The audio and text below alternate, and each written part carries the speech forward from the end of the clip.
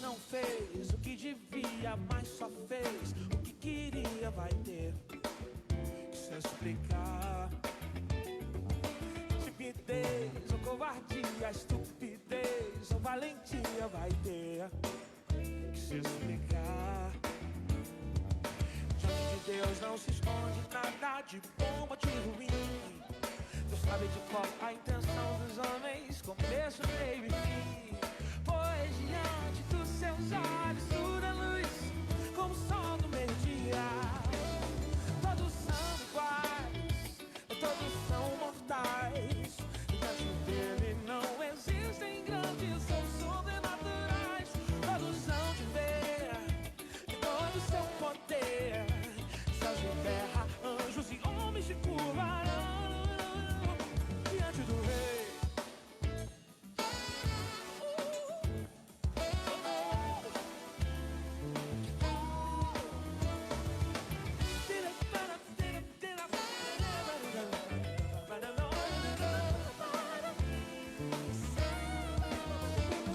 Quem faz a vida um faz de conta, só se engana e não se encontra porque fingir não é viver. Quem procura a liberdade nunca foge da verdade porque fugir não é viver. Diante de Deus não se esconde nada de bom ou de ruim. Deus sabe de qual a intenção dos homens, começo, meio e fim. Pois diante de seus olhos tudo é luz, como o sol do meio-dia.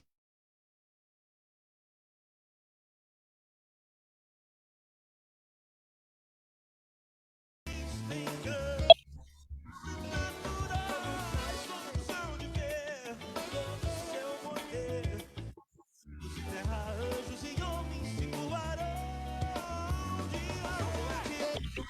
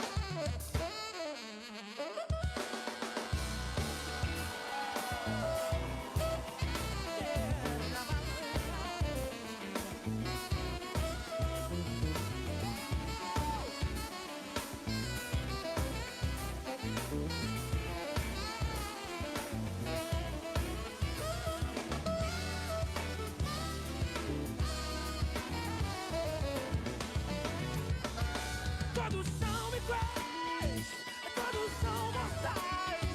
Diante dele não existem grandes ou sobrenaturais. todos são de ver todo o seu poder. Céus e terra, anjos e homens se curvarão. Todos são iguais, São iguais. todos são iguais. Não, não, não, não.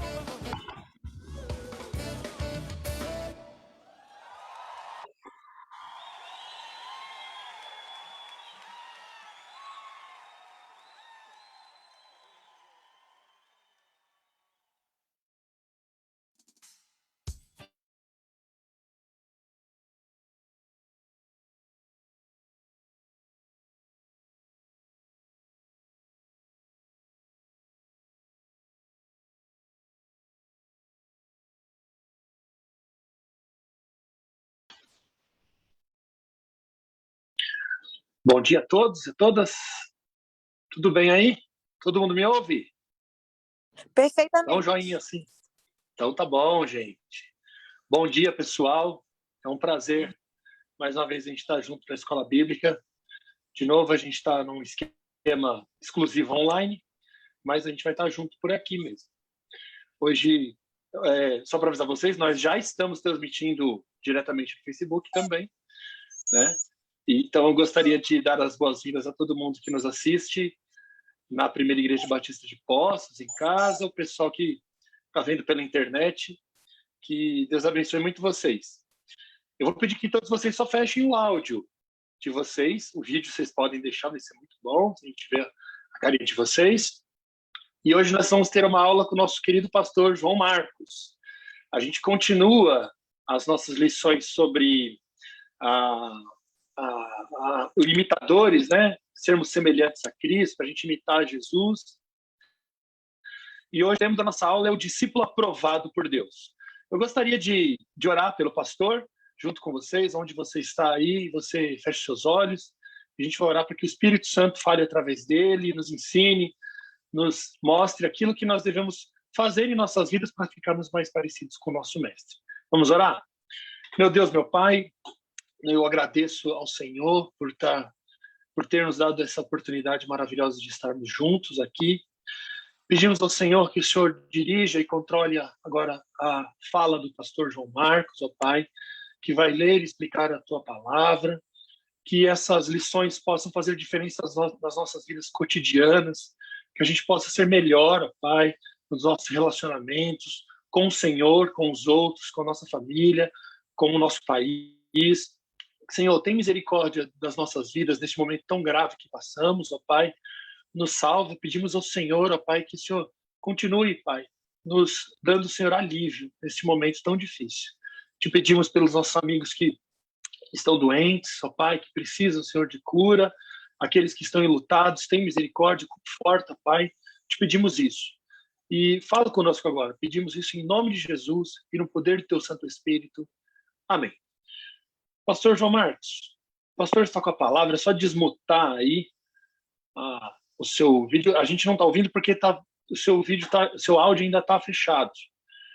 Só abrir o áudio que a gente consegue ouvir, pastor. Eu vou fechar o meu aqui. Isso, Deu pastor. certo? Deu certo, Guilherme? Deu certo. Pastor aí. Uau! Obrigado. Bom dia, Sim. meus queridos irmãos. Vamos fazer essa experiência aí exclusivamente online hoje, por causa do decreto municipal, essa semana e semana que vem, né? E vamos pedir a Deus para que a situação da pandemia melhore, para que em breve, muito em breve, a gente possa estar presencialmente, né? Eu acho que a oportunidade de estar junto, olhar um no rosto do outro e poder dividir, compartilhar a palavra de Deus é uma experiência singular. Não que essa não seja boa, mas, de fato, eu acredito muito nesse convívio entre os irmãos e a gente quer que a experiência online seja para aqueles que efetivamente não podem estar presentes, né? Ou que moram em outra cidade, como tem gente que acompanha a gente de outras cidades. Mas tudo no tempo de Deus, né? A gente pede para que essa pandemia passe o mais rápido possível. Muito bem, hoje a gente vai ver o discípulo aprovado por Deus, né? Ser aprovado por Deus, eu acho que é o objetivo de todo mundo, né? Ou deveria ser, né? Você chegar diante de Deus e falar assim, não, meu filho, Deus falar para você, você é um discípulo aprovado, é o melhor elogio que alguém pode receber. Mas nesse processo, a gente tem que pensar, olhar um pouquinho para a gente, nas questões dos julgamentos que nós fazemos, nas questões dos julgamentos que os outros fazem em relação a gente também, né? Porque não tem jeito. Todos nós, em algum momento, a gente faz avaliações, julgamentos, não tem jeito. É inerente ao ser humano, né? Vocês estão avaliando a minha aula. Isso é normal. Você olha, ele podia ter feito assim, podia ter feito assado, podia ter, né? Isso é normal. Nós fazemos avaliação, mas apesar disso ser normal, existe um perigo, um risco da gente começar a categorizar alguns pecados, né? E aí a gente começa a falar assim, essa pessoa é pecadora demais e a outra é santa demais. Não acontece isso da gente começar a fazer uma avaliação assim, né? Como que alguns pecados a gente é mais complacente com alguma coisa, menos complacente com outras. Vou dar um exemplo agora que a televisão está passando muito Lázaro, né? Não é o Lázaro da Andréia, não, viu, gente? É o Lázaro fugitivo aí, né? Ele não é considerado uma pessoa santa, é considerado um pecador terrível, que ele cometeu já vários assassinatos, né? Então, é natural a gente fazer essa avaliação. A gente tem que ter um pouco de cuidado, que a gente não pode menosprezar o pecado. É isso que eu estou querendo tentar chegar à conclusão com os irmãos. Muitas das vezes, em função da gente valorizar algo mais um pecado do que outro, muitas vezes a gente acaba menosprezando algum tipo de pecado. E para a gente ser um discípulo aprovado, a gente tem que entender que realmente todos os pecados nos afastam de Deus, né? A próxima pergunta: será que para Deus existe pecadinho e pecadão, né? Eu acho que não, né? Deus, toda e qualquer pecado é afronta ao Senhor, né? A gente tem que refletir juntos aí que, de fato, existe consequência. Nós vamos ver isso até no próximo, daqui a pouquinho nós vamos ver consequências diferentes. Isso é outra história, né? Eu estava até conversando ontem com o Guilherme sobre essa questão do Lázaro, né? Será que a gente realmente deseja que todos venham conhecer a Jesus? Eu achei interessante. O Guilherme chegou a comentar comigo que ele fez uma oração para que o Lázaro fosse preso, né?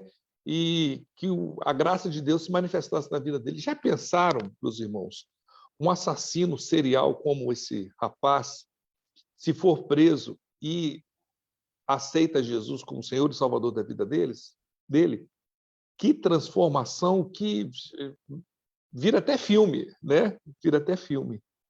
Então, mas de imediato a gente não quer que ele seja salvo, não. A gente quer que a tendência natural nossa é que ele seja preso, que ele seja, né, de repente, até os mais afoitos aí na justiça, que até que ele seja exterminado mesmo, né? Será que a gente quer que todo mundo venha conhecer Jesus? Ou será que a gente quer só que as pessoas parecidas conosco, aquelas que nós gostamos, que nós temos relacionamento, que venham conhecer a Jesus? Será que, de fato, a gente é aprovado diante de Deus no quesito de julgamento, né? Tem um texto bíblico que fala um pouquinho sobre isso. Depois do texto bíblico, eu vou dar a oportunidade para a gente conversar, aí você pode abrir o seu áudio aí e participar. Vamos ver a próxima. Esse texto, nós vamos ler o texto de Lucas 13 em 3 partes. É até um texto muito interessante na questão histórica, e pouca coisa se sabe sobre isso, né? A gente tem só essa referência bíblica, e a gente tem algumas referências extras bíblicas explicando um pouquinho sobre isso aí. É bem interessante. Diz assim o texto bíblico: naquela ocasião, alguns dos que estavam presentes contaram a Jesus que Pilatos misturara o sangue de alguns galileus com os sacrifícios deles. Jesus respondeu: vocês pensam que esses galileus eram mais pecadores que todos os outros por terem sofrido dessa maneira? Eu lhes digo que não. Mas se vocês se arrependerem, todos vocês também perecerão. Muito bem. Você pode abrir o seu áudio aí. O que você acha que aconteceu nessa história aqui, que Jesus fala que Pilatos misturou o sangue de alguns galileus com o sacrifício deles? O que você acha que aconteceu aí? Pode abrir o áudio aí, e quem quiser, Ele logicamente... matou, né? Ele Quem está matou esses falando? galileus. Raquel. Ué, Raquel, Eu acho você não que está no hospital, filha? eu estou, mas estou num quarto sozinha. Ai, ai, ai. Nem no Me hospital deixaram você ficar com o deixa celular. participar da aula. Que coisa boa ouvir sua Então, voz. eu estou na ala do Covid, num quarto sozinha, e deixaram eu ficar com o celular. Então, que eu beleza. estou aqui agradecendo a Deus pela oportunidade de participar de mais uma aula com vocês. Ô, Raquel, então, antes de você dar a sua posição, conta para a gente. Eu ia ligar para você depois da aula. Até passei o telefone para a Luciana, que ela quer conversar com você também. Como é que você está? Eu estou bem, pastor. Minha saturação nesse momento está 98. Ó, 99 chegou. que isso? Chegou a 99 aqui minha saturação. Que bênção. E os médicos falaram que eu estou bem, mas assim, a preocupação deles é me liberar assim, um tratamento recente e eu precisar voltar para o hospital. Então, o médico que me atendeu ontem falou que ia me segurar mais um pouco para eu continuar um pouco mais o tratamento aqui, para eu ir para casa tranquila, sem precisar de aparelho, sem precisar de Bênção. nada e não precisar retornar. Então, assim, eu estou bem, estou fazendo tudo sozinha, estou sem oxigênio. Ó, que bênção. Estou feliz, olhei para o monitor agora, a saturação chegou para 99. Olha só. Que bênção. Mas diga, Estou Raquel, o bem que mesmo. você acha que aconteceu aí com Pôncio Pilatos para misturar o sangue de alguns galileus? Ele não gostava da prática cristã, ele era uma pessoa má e acredito que, assim como nós também fazemos os pré-julgamentos, né?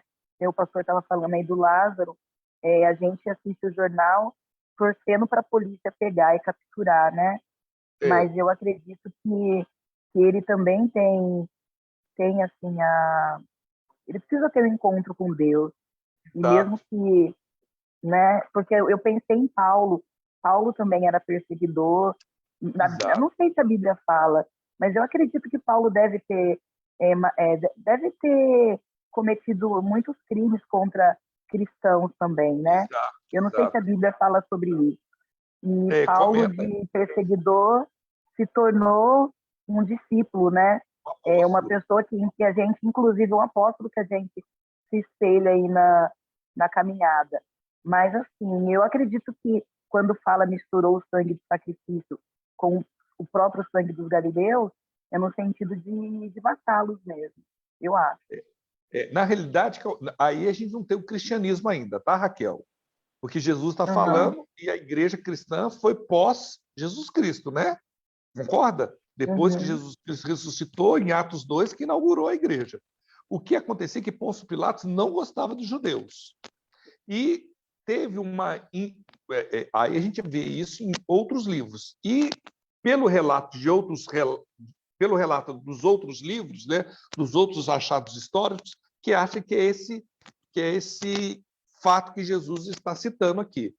Teve uma reunião na rua com vários galileus contra Pôncio Pilatos. Pôncio Pilatos mandou alguns soldados romanos vestidos à paisana e lá eles deram facadas nas pessoas que estavam lá pelas costas, né? E diz que esses corpos foram recolhidos, as pessoas que morreram, e Pôncio Pilatos, então, derramou o sangue deles realmente em sacrifício para mostrar para os judeus que não adiantava nenhum tipo de oposição. Olha que coisa triste. Para os judeus, o que aconteceu com esses galileus ocorrera por causa do fruto do pecado deles. Olha só como é que a gente acaba tendo um raciocínio distorcido da realidade. Não só os judeus antigamente, mas como hoje também. Há muito tempo atrás, eu tive o desprazer de ser sequestrado, né? No outro dia, eu fui mandado embora do meu emprego. Aí uma mulher da igreja minha falou assim: João Márcio, você deve estar com algum pecado muito grande, porque Deus está pesando a mão sobre você. Quer dizer, não tem nada a ver uma coisa com a outra, entendeu? Eu senti na pele a discriminação religiosa que as pessoas fazem, né? O fato de Pôncio Pilatos não ter gostado dos judeus não significa que aqueles que foram esfaqueados tinham cometido mais pecado que os outros.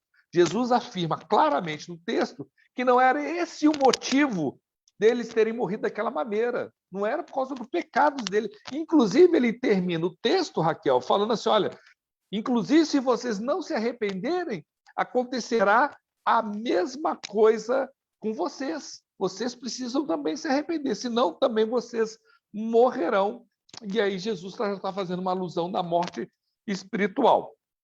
Mas é muito interessante que os judeus não se arrependeram, né?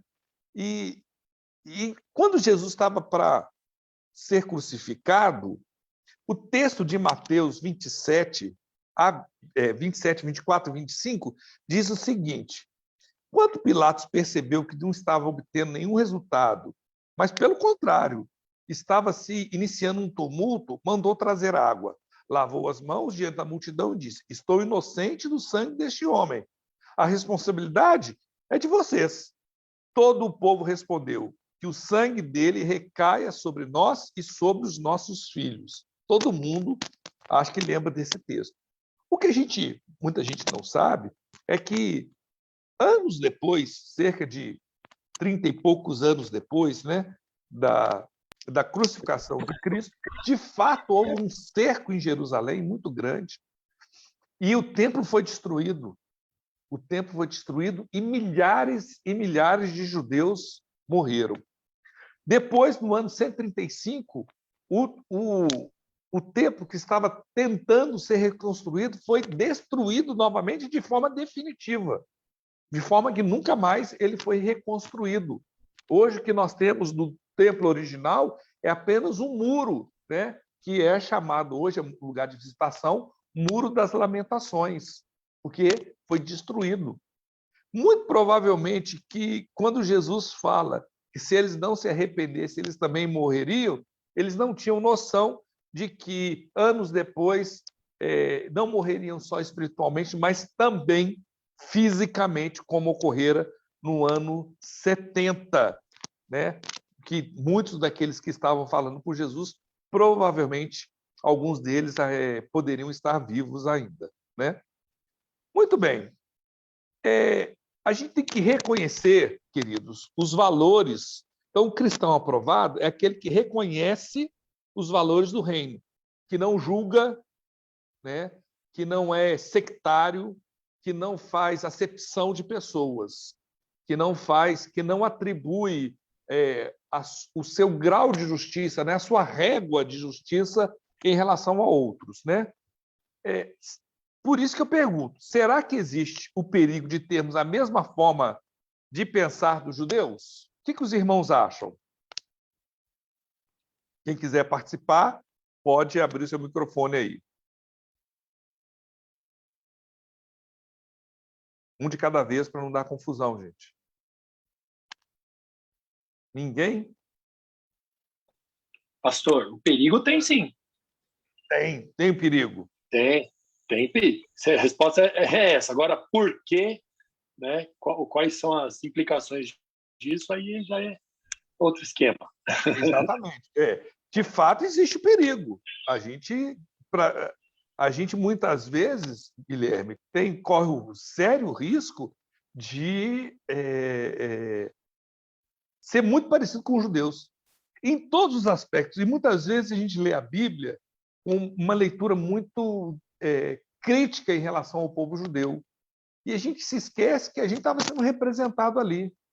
Quando os judeus falam crucifica-o, você tem que falar, tem que entender, né, que se você estivesse ali, se eu estivesse ali, eu estaria fazendo coro com os outros judeus. Crucificam, liberte Barrabás, crucifica Jesus. A verdade pura e simples é essa, meus irmãos. O fato é que a gente precisa ter a nossa mente transformada. Se a gente não tiver a nossa mente transformada a partir da ação do Espírito Santo sobre a gente sempre vai ter uma mente corrompida por a visão deste mundo, né? Valorizando mais o ter do que o ser, valorizando mais a importância social da pessoa, valorizando sempre parâmetros que para você é mais importante do que para outra pessoa. Cada um tem um parâmetro diferente de valorizar as coisas. Eu gosto demais do texto de Romanos, capítulo 12, verso 1 e 2, que diz assim: portanto, irmãos, rogo-lhes pelas misericórdias de Deus que se ofereçam em sacrifício vivo, santo e agradável a Deus. Este é o culto racional de vocês. Não se amoldem ao padrão deste mundo, mas transformem-se pela renovação da sua mente para que sejam capazes de experimentar e comprovar a boa, agradável e perfeita vontade de Deus. O que o texto está compartilhando aqui com a gente, meus irmãos, nos ensinando, é que a gente precisa ter a nossa mente transformada pela ação de Deus sobre a nossa vida. Porque, senão, a tendência nossa é se amoldar ao padrão do mundo. E este tem sido, de fato, um problema recorrente na vida da igreja. Eu fico muito preocupado quando algumas pessoas começam, por exemplo, a tentar analisar textos bíblicos a partir de outros escritores. Eu fico assim meio extasiado quando as pessoas... Não, mas eu estou lendo a Bíblia, mas eu vi um texto de Foucault, eu vi um texto de Nietzsche, ou eu vi um texto... Gente, a Bíblia é a palavra de Deus. A Bíblia é a verdade única, né? A gente faz essa leitura que muitas vezes alguns têm corrido o risco de fazer e sobre si trazer grande problema, é justamente o contrário. Não há problema de você ler o texto de Foucault, de Nietzsche, de quem quer que seja, né? Mas você tem que ler esses textos a partir do discernimento do texto bíblico. E aí você vai ver o quanto essas pessoas erraram em suas declarações. Se você fizer a leitura contrária, analisar o texto bíblico a partir desses escritores, se tem 2 deles e tem diversos, centenas de outros, você sempre corre o risco de perder a perspectiva bíblica como verdade bíblica, né? A gente tem que ter isso em mente, né? A nossa mente, a gente tem que ter os valores do reino incutidos em nossos corações. E para que a gente tenha esses valores do reino incutidos sobre os nossos corações, em nossos corações, é mister que a gente se alimente, né? Não tem problema de você ver um filme, de ver uma série, de ler um livro, mas é importante, é indispensável que a gente se alimente dos valores do reino. E a gente só consegue isso em comunhão na Igreja de Jesus Cristo, em meditação na Palavra de Deus, em oração, pedindo que o Espírito Santo vá moldando o caráter da gente dia a dia, né? Porque o próximo slide aí diz o seguinte: será que, por natureza, os nossos valores são os mesmos que os valores de Deus? Não são, né, gente? Os nossos valores nunca são os valores de Deus.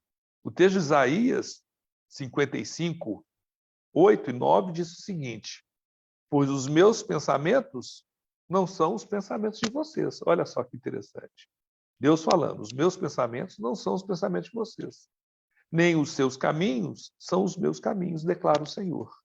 Assim como os céus são mais altos que a terra, também os meus caminhos são mais altos que os seus caminhos, e os meus pensamentos mais altos que os seus pensamentos.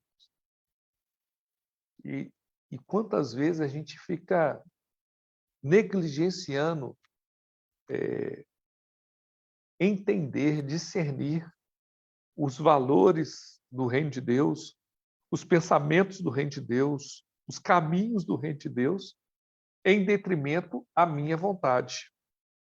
E eu acho muito interessante que, eu de vez em quando conto isso, né, que a pessoa faz o que ela acha que tem que fazer, não procura o discernimento da vontade de Deus para a vida dela, dá errado, e quando dá errado, ela fala o seguinte: meu Deus, o que está acontecendo?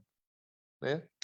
É desse jeito. E a gente faz errado e, no final das contas, atribui culpa a Deus ainda por o negócio não ter dado certo. Então, é indispensável a gente se alimentar dos valores do reino de Deus para que a nossa mente seja transformada dia a dia, dia a dia. Isso é uma caminhada que não termina nunca. A gente fala que a santidade eu costumo dizer, né, é uma escada que não tem fim e que cada dia você galga um andar, você sobe um andar. Isso vai a vida toda do cristão. Se alguém quiser compartilhar alguma coisa, nós vamos para a segunda parte do texto de Lucas. Se alguém quiser fazer algum comentário, algum questionamento, como diz o povo, fale agora, o cálice para sempre. Tudo certinho? Muito bem. A segunda parte do texto de Lucas. Oi? Alguém falou alguma coisa aí ou não? Deu um retorno aqui no microfone. Tudo bem. Não, pastor, ninguém falou nada, não. No meu fone aqui deu um barulhinho. Então, tá bom. Lucas 13, 3 a 5, né? Pegando a partezinha do último, do 3, que nós já lemos, para continuar até o 5, eu lhes digo, mas se não se arrependerem, todos vocês, eu lhes digo que não, né? Que não foi por causa do pecado que eles havia acontecido o que aconteceu com os galileus, né? Mas se não se arrependerem, todos vocês também perecerão. Ou vocês pensam que aqueles 18 que morreram, quando caiu sobre eles a torre de Siloé, eram mais culpados do que todos os outros habitantes de Jerusalém? Eu lhes digo que não, mas se não se arrependerem, todos vocês também perecerão. Jesus cita outro exemplo aqui, meus irmãos, que não tem outra fonte bíblica para a gente entender o que Jesus está falando sobre esse acidente que aconteceu na Torre de Siloé. Muito provavelmente, Pôncio Pilatos estava tentando fazer um sistema de serviço de água, né, na cidade. E, para isso, ele cobrou muitos impostos. E como a obra ia ficar muito cara, os irmãos pasmem, os irmãos, ele entrou, né, invadiu o templo de Jerusalém e roubou, né, se apropriou dos tesouros lá para financiar essa obra. Existe um relato que uma das torres que estavam para armazenar água caiu. Muitos escritores, muitos comentadores bíblicos acham que essa torre, que não se fala que é a Torre de Siloé, é essa Torre de Siloé do texto de Jesus, né? Estava se fazendo tipo uma caixa d'água, né? Vamos colocar assim, para ficar mais claro, para abastecimento de água na cidade, e essa torre caiu e 18 pessoas morreram. Para os judeus, né, também, estes 18 que morreram por causa do pecado deles. Se não tivesse pecado, a torre teria caído e não teria sido acertado. Jesus fala que não tem nada a ver uma coisa com outra, né?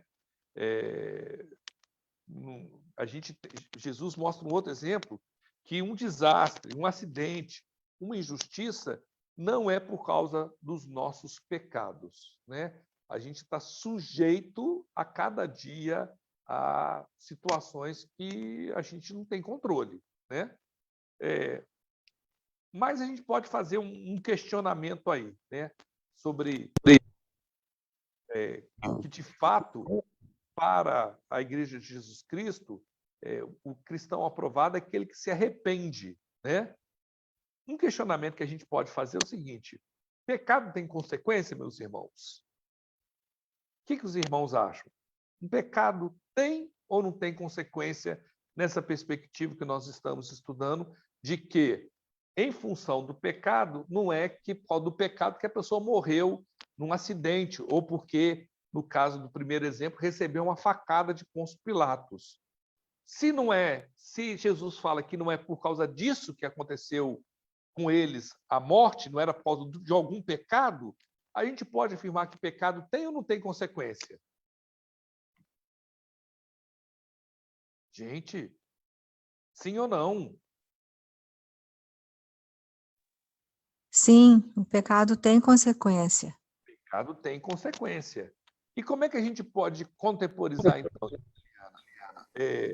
o pecado ter consequência com o que Jesus falou, que não foi por causa do pecado que eles morreram. O que a irmã acha? Eu penso que nós estamos sujeitos, como o pastor mesmo disse aí agora, a gente está sujeito a partir do nós vivermos aqui no mundo, estamos sujeitos a muitas coisas, a muitas situações difíceis, independente do pecado. Mas o pecado tem consequências nas nossas vidas, consequências naturais, mesmo que a gente obtenha o perdão de Deus. Exatamente, é isso mesmo, irmã. Vamos pensar um exemplo bíblico aqui. A tentativa de adultério de... Oi, quem falou? Não, Raquel. Então, Fala, por Raquel. exemplo, o Lázaro, né? O Lázaro está sendo caçado. Sim. Tudo isso que ele fez, todas essas mortes que ele cometeu, ele vai ter que sofrer as consequências. Mas isso não impede dele receber o perdão, o amor de Deus. Excelente exemplo, Raquel. O amor de Deus é independente do nosso Excelente pecado, exemplo. né? O pecado tem Mas consequências. as consequências, elas virão. Exatamente. Eu ia citar o exemplo, Raquel, de Davi. Davi, o rei Davi, a consequência do pecado dele foi a morte de Urias. Vocês lembram disso? Da história a consequência do pecado. Urias foi fruto, Urias e tantos outros soldados que estavam lá com eles. Morreram. E a morte do filho também, né, pastor? E a morte do filho também. E a morte do filho também. Então, percebam que pecado de fato tem consequência. Mas não quer dizer que alguma coisa acontece na vida da gente, uma injustiça, um infortúnio, um acidente, né? É consequência do pecado. São coisas distintas e a gente muitas vezes mistura isso, né? Mas o que é mais importante de destacar é que a gente precisa se arrepender. Olha o que Hebreus 8:12 fala. Porque eu lhes perdoarei a maldade e não me lembrarei mais dos seus pecados. Olha só o que Deus faz conosco através de Cristo Jesus. Ele perdoa os nossos pecados e não das nossas maldades, né, dos nossos pecados, e não se lembra mais de nenhum deles. Né? É bem parecido, eu acho que o texto de Lucas, capítulo 18, vai trazer uma luz boa sobre essa questão. Né? O texto que eu acho que muitos dos irmãos conhecem bem, diz assim: 2 homens subiram ao templo para orar. Um era fariseu e o outro publicano. O fariseu, em pé, orava no íntimo: Deus, eu te agradeço porque não sou como os outros homens, ladrões, corruptos, adúlteros, nem mesmo como este publicano. Jejuo 2 vezes por semana, dou o dízimo de tudo quando ganho. Mas o publicano ficou à distância. Ele nem ousava olhar para o céu, mas batendo no peito dizia: Deus, tem misericórdia de mim, que sou pecador. Eu lhes digo que este homem, e não o outro, foi para casa justificado diante de Deus. Pois quem se exalta será humilhado e quem se humilha será exaltado. Quer dizer, olha só, a gente tem que entender que o pecado, infelizmente, né, meus irmãos, infelizmente, faz parte da história de cada um de nós. Né? Pastor. A gente precisa se arrepender. Só um segundo. Eu lembro muito, só um segundo, só para terminar esse raciocínio aqui. Eu lembro muito do texto de Paulo, quando ele fala que o bem que ele quer fazer, ele não faz, o mal que ele não quer fazer, isso ele faz. Mas então é necessário que sempre que a gente errar, a gente se humilhe diante de Deus, peça perdão, porque o perdão de Deus nos capacita a caminharmos, a sermos diferentes amanhã do que nós somos hoje. Guilherme. Ô, pastor, eu queria voltar naquela pergunta que o pastor fez, se a gente corre o risco de ser parecido com os fariseus, com os judeus, né? Com os judeus. E errar nas mesmas coisas. E lógico, a gente está lá representado, né? Sim. Mas depois de ler esse texto que o pastor leu aqui agora, eu achei bacana que pelo menos os judeus, principalmente os fariseus, eles nos dão um ótimo exemplo de como não ser, exato, de como não fazer, né? E então, pelo menos no texto agora de Lucas, é muito melhor ser publicano. se a gente agir desse jeito. Exato. Agir com alguém que se humilha, né, que sabe que é pecador e tudo. Então, assim, a gente pode ser fariseu, né, judeu, né, a seita dos judeus ali, mas a gente pode ser o pecador mesmo, que se reconhece dependente da graça e tudo. É uma questão de escolha mesmo, como o pastor falou. Foi ótimo também a leitura do Paulo, né? E a gente tenta fazer as coisas corretas. Isso. Mas muitas vezes a gente não consegue, e por isso que a gente precisa da graça mesmo, se arrepender dos pecados. Eu acho que essa aula que o pastor está dando, ela é muito assim, prática para a gente, né? Que a gente pode seguir os dois caminhos, né? O que é possível e o que é impossível, mas é bacana isso aí, achei. Deu para conectar aquela primeira pergunta com isso aí que o pastor falou. Eu acho o seguinte, a gente erra mesmo quando a gente quer acertar, né? Dos que estão, eu não sei quantos estão presentes hoje, mas a maioria é pai. Eu tive 3 filhos. A gente erra com a criação dos filhos, mesmo quando a gente quer acertar com eles, né? Então, é isso mesmo. A gente precisa se arrepender, pedir perdão a Deus, né? O texto de Mateus 7, o Guilherme, que próximo slide aí, fala um pouquinho sobre isso que você estava falando, sobre essa questão da escolha, né? Quem que a gente escolhe ser? Diz assim o texto de Mateus: por que você repara no cisco que está no olho do seu irmão e não se dá conta da viga que está no seu próprio olho? Como você pode dizer ao seu irmão: deixa-me tirar o cisco do seu olho, quando há uma viga no seu? Hipócrita, tira primeiro a viga do seu olho, então você verá claramente para tirar o cisco do olho do seu irmão. Gente, eu gosto mais desse texto, porque a gente é bom para ver cisco nos olhos dos outros. A gente é bom para perceber as falhas dos outros, mas a gente é terrível para ver as travas que estão nos olhos da gente. Esse julgamento no meio da igreja, isso é complicado. E eu falo, o julgamento é algo inerente ao ser humano, a avaliação é algo. Mas a gente tem que ter muito cuidado, a gente tem que estar vasculhando o nosso coração. Porque a gente aponta para os outros e esquece da gente, né? A gente tem que se preocupar em se arrepender. Porque o verdadeiro arrependimento gera transformação. Deus tem prazer em transformar a vida daqueles que confessam o seu pecado, daqueles que se humilham diante de Deus, né? E ele resiste ao soberbo, ele resiste àquele que preocupa demais com o pecado dos outros e não olha para si mesmo, né? Então, você quer ser um discípulo aprovado? Você quer ser um cristão aprovado diante de Deus? É aquele que se arrepende e não julga o próximo. Deixa Deus julgar. Né? O julgamento pertence a Deus. Ele está fazendo errado, a pessoa está fazendo errado, ore por ela.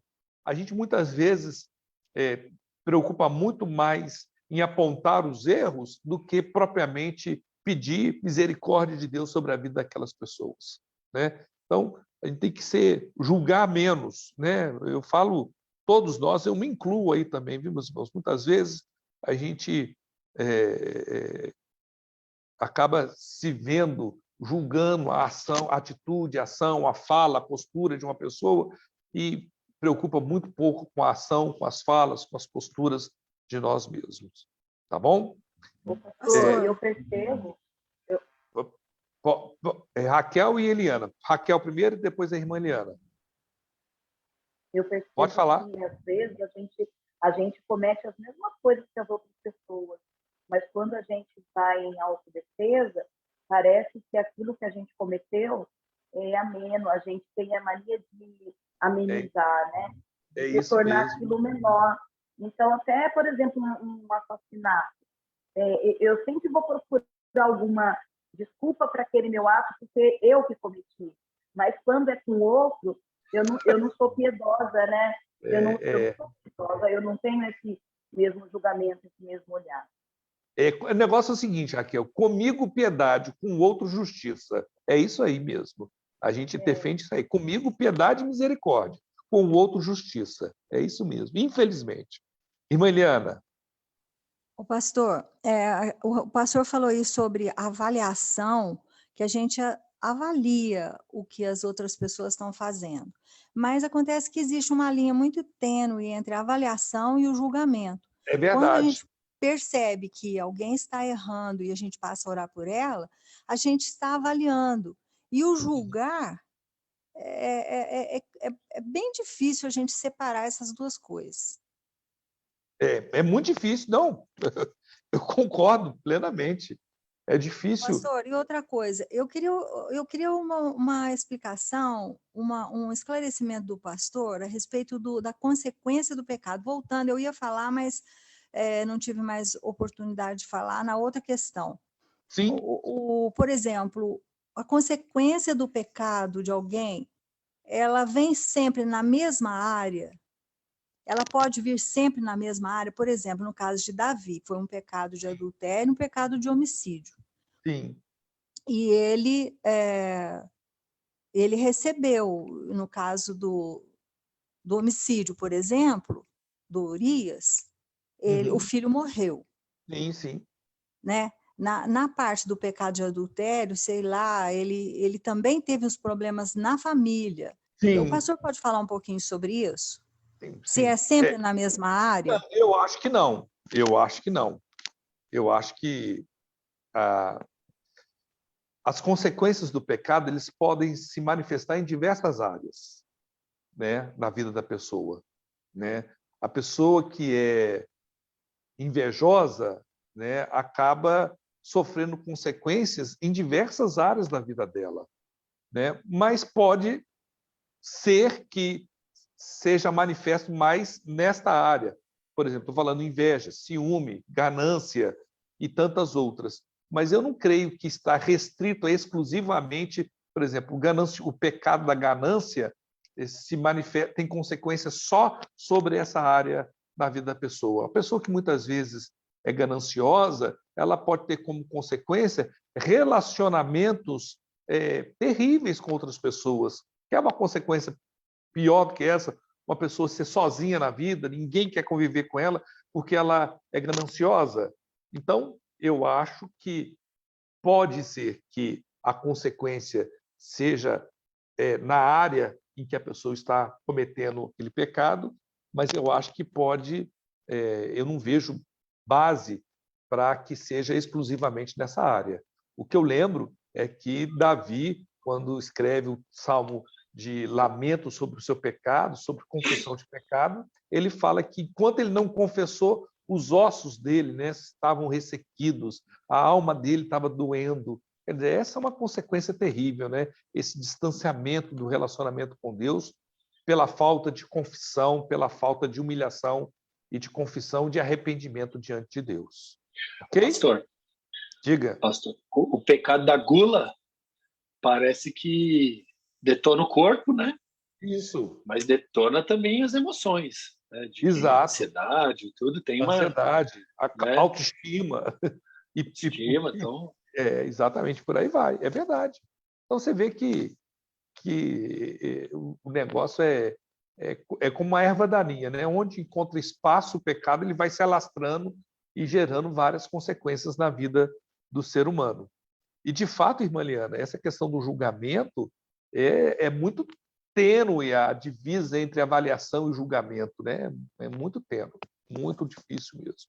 Concordo, a gente tem que estar sempre olhando para as motivações dos nossos corações quando a gente está enxergando o outro, né? Será que eu estou preocupado com o bem-estar do meu irmão ou estou simplesmente julgando o meu irmão? Ok? Podemos continuar?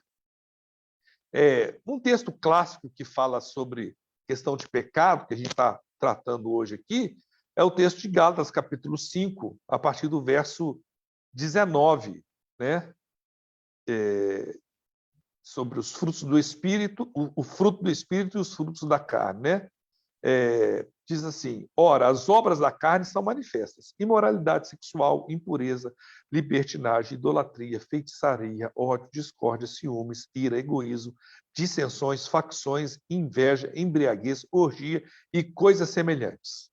Eu os advirto, como antes já os adverti, que os que praticam essas coisas não herdarão o reino de Deus.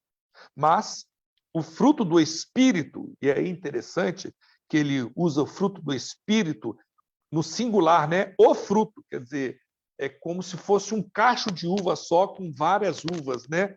É um cacho só do Espírito Santo age na nossa vida, produzindo na vida do cristão amor, alegria, paz, paciência, amabilidade, bondade, fidelidade, mansidão, domínio próprio. Contra essas coisas, não há lei. É incrível, porque esse não há lei aí, né? Muitas vezes as pessoas não entendem muito bem, é porque a igreja da Galácia era uma igreja dividida, é uma igreja, infelizmente, dividida em dois grandes grupos, né? Os que achavam que estavam debaixo da graça, podia fazer o que quisesse, e aqueles, aí ele fala, olha, como é que você está debaixo da graça, pode fazer o que quiser, o fruto da carne é esse, as obras da carne são essa, e quem faz isso não vai herdar o reino de Deus. E, ao mesmo tempo, o fruto do Espírito são esses. Para quem produz esse fruto do Espírito, não há lei, quer dizer, é debaixo da graça. É muito interessante esse texto de Gálatas, quando a gente pega essa perspectiva que a igreja estava dividida e Paulo tenta tratar esses dois grupos ao mesmo tempo, que foi um desafio para ele na carta de Gálatas. Queridos, aquele que tem o fruto do Espírito renega a obra da carne. E isso é uma caminhada cristã, né, meus irmãos? Porque, mais uma vez, muitas das vezes, nosso velho homem grita dentro da gente, desesperadamente, para que a gente faça aquilo que não agrada ao Senhor. Quanto mais eu me alimento da palavra de Deus, mais o Espírito Santo transforma o meu caráter. Quanto mais eu me humilho diante de Deus, confessando o meu pecado, mais a ação graciosa de Deus vai mudando o meu caráter. E o inverso é verdade.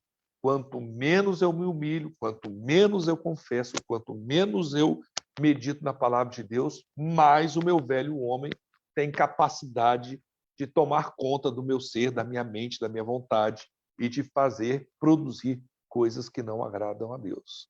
A gente quer ser um cristão aprovado, a gente quer ser alguém que é aprovado por Deus, né? A gente tem que trilhar o caminho para que o fruto do Espírito sobre as nossas vidas sejam manifestos. E não tem outro caminho a não ser o de confissão, o de meditação na palavra de Deus, o de caminhar no sentido de ser mais parecido com Cristo Jesus a cada dia. A cada dia. Negue-se a si mesmo a cada dia. Eu queria fazer algumas considerações com os irmãos a partir desse texto também. Como queremos ser discípulos, ser um discípulo aprovado, se temos frutos da carne ou obras da carne em nossas vidas? Como que a gente pode ser aprovado se tem coisa em nossa vida que desagrada a Deus? Será que uma mesma fonte pode dar ao mesmo tempo água doce e água salgada? Será que podemos ser cristãos que dão exclusivamente fruto do Espírito? Quer dizer, eu pus os dois extremos aí para a gente analisar, meus irmãos.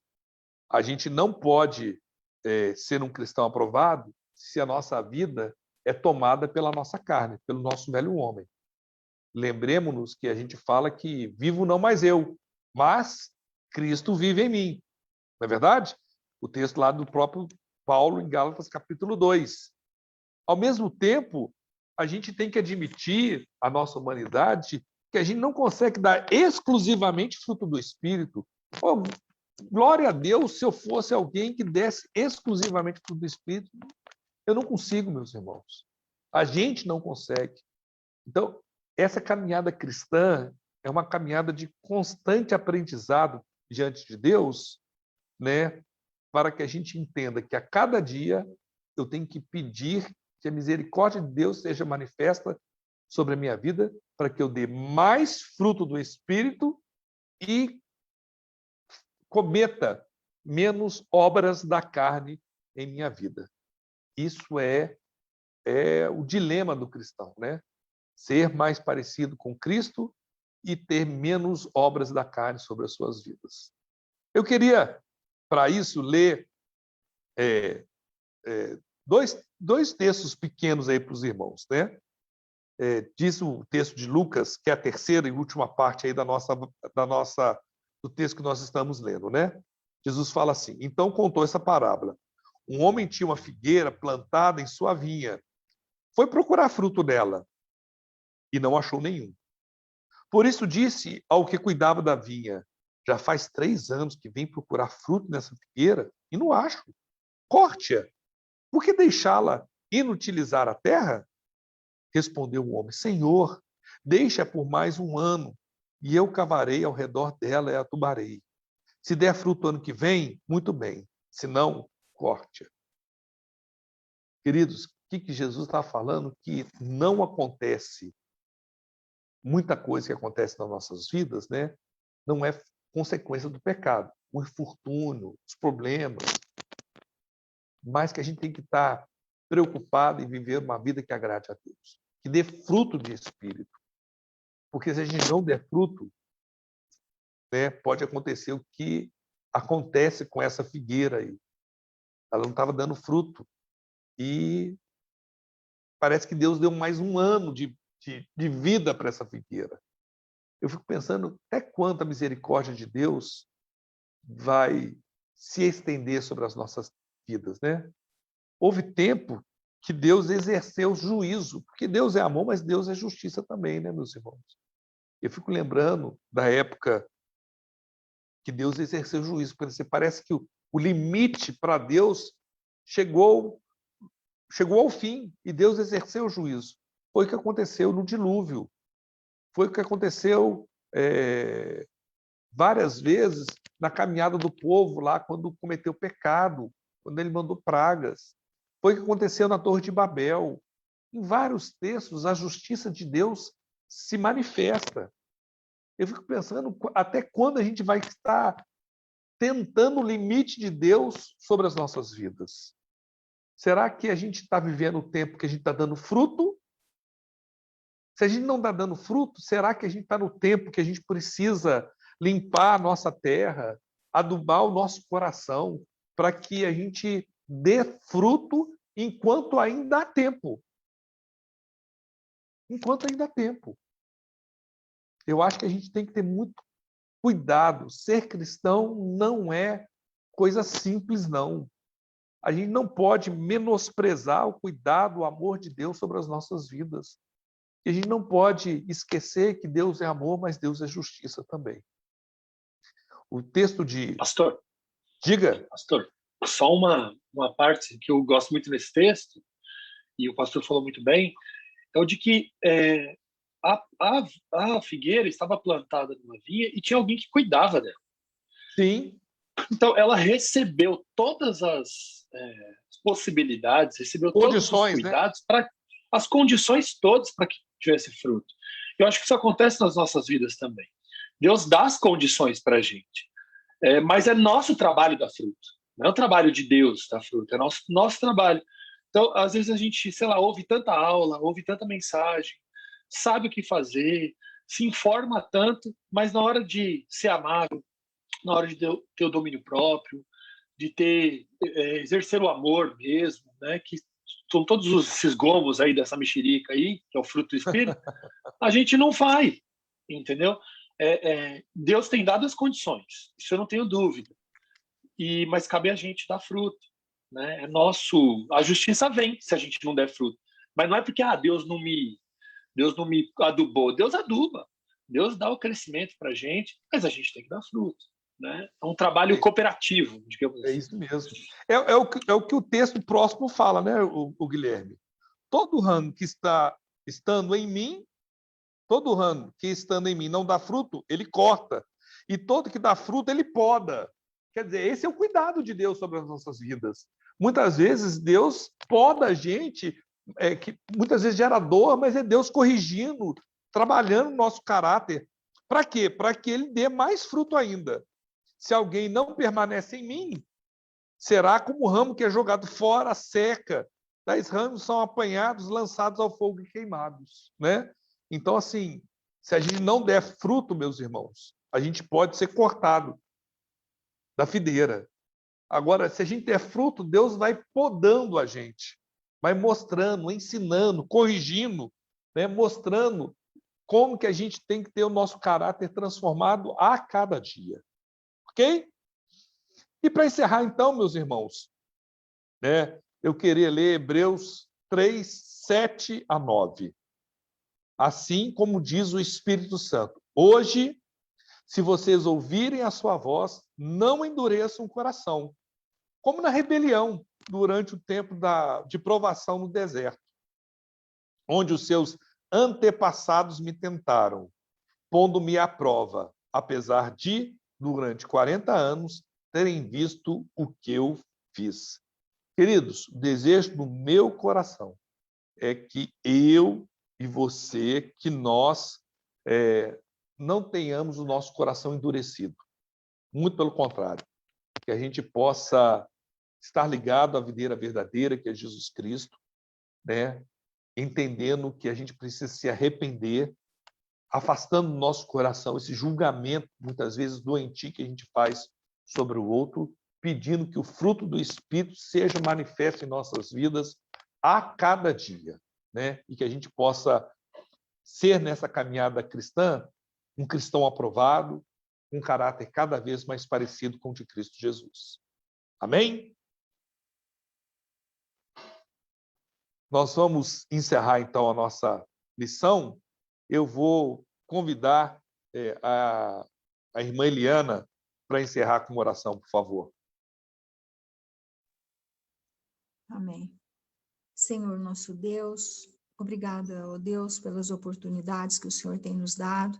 Obrigada, Senhor, pelas condições que o Senhor tem nos dado para produzirmos o fruto do Espírito, ou melhor dizendo, deixarmos que o Espírito Santo produza esse fruto completo em nós, gradualmente. Nós sabemos da nossa pequenez, e nós nos colocamos diante do Senhor como filhos, filhos de Deus, filhos amados, porque sabemos que Tu nos amas, ó Pai. E Te agradecemos por mais essa oportunidade de ouvirmos a Tua palavra, lida e explicada. Muito obrigada, Senhor. Obrigada pelo entendimento. Somos tão privilegiados, ó Deus, por termos o Espírito Santo e podermos contar com o esclarecimento, com a direção do Teu Espírito. Muito obrigada pela vida do pastor, pela vida do Guilherme, pela vida de cada um dos irmãos da PIB. Nós Te louvamos pelas nossas vidas, Te louvamos por tudo, pelas muitas bênçãos que o Senhor tem nos concedido. Obrigada, Senhor, em nome de Jesus. Amém. Amém. Queridos, obrigado, bom domingo, e temos culto agora, quarta-feira, às 7 horas, e sexta-feira da semana, às 18h30. Tá bom? Um abraço grande, Deus abençoe. Obrigado, pastor. Deus abençoe aí, tenha um ótimo domingo.